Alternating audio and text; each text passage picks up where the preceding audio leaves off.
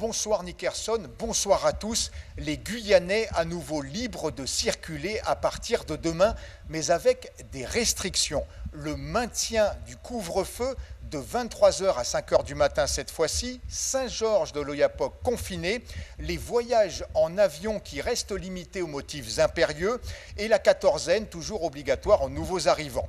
Réouverture des commerces non autorisés jusqu'à présent, sauf les restaurants et les cinémas qui restent fermés, les plages rouvertes à la promenade, les sorties en forêt et en carbet autorisées et enfin les transports en commun autorisés avec le port du masque obligatoire.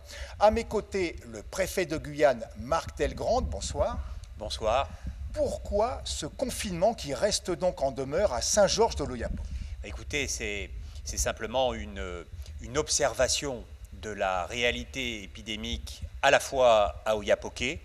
On est passé en une dizaine de jours de 5 cas à 53 cas et nous avons des cas sur Saint-Georges de l'Oyapock, beaucoup de nouveaux cas et donc en tout cas ceux qui ont été annoncés dans les derniers bulletins épidémiologiques pour une très très grosse majorité, ils viennent de Saint-Georges de l'Oyapock. Donc il n'aurait pas été raisonnable de ne pas prendre cette mesure qui a été prise en lien avec le maire. Pourquoi le maintien du couvre-feu, cette fois-ci de 23h à 5h du matin? Écoutez, c'est une mesure pendant le confinement qui a été bien respectée, qui a évité vraiment beaucoup d'occasions de contact. Je rappelle que le virus ne circule pas tout seul et que comme nous sommes dans un déconfinement progressif, le but, on est dans une période très sensible, très complexe à gérer. Le but, c'est bien d'éviter un reconfinement si jamais on ne prend pas les bonnes mesures. Il faut trouver le bon équilibre entre insouciance et prudence, et c'est pourquoi cette mesure de couvre-feu a été assouplie. Elle ne débute qu'à 23h, mais elle est maintenue.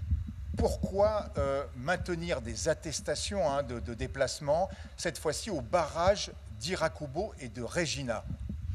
Alors, vous savez que la règle des 100 km, la règle qui est à court dans l'Hexagone, ne s'applique pas en Guyane. Et donc, comme elle ne s'applique pas en Guyane, il nous a fallu guyaniser l'économie dans les déplacements. Vous l'avez dit, on retrouve une certaine forme de liberté lorsqu'on n'a pas à passer les points de contrôle, pas d'attestation, mais pour passer les points de contrôle, notamment à Irakubo, je pense aux Saint-Laurentaises et aux Saint-Laurentais. Il faut une attestation. Si on a besoin d'aller voir le médecin, si on a un rendez-vous administratif à Cayenne, c'est normal. Après, si on a un motif... Y compris pour les habitants d'Irakubo? Oui, alors les habitants d'Irakubo ont des dispositions spéciales. Ils n'auront pas besoin de montrer à chaque fois leur attestation. Mais ce que je veux dire, ce que signifie cette mesure, c'est qu'il faut rester économe, au moins jusqu'à la fin du mois de mai, dans les échanges entre bassins de vie. En quelques mots, le masque est obligatoire, sera obligatoire dans les transports en commun, fortement conseillé dans les commerces. Aura-t-on assez de masques et où s'approvisionner? Alors, d'abord, il y a beaucoup de masques qui sont arrivés en fin de semaine dernière. 400 000 masques État qui sont à disposition du recteur. Non, mais rien n'est su. Beaucoup de masques vont arriver cette semaine.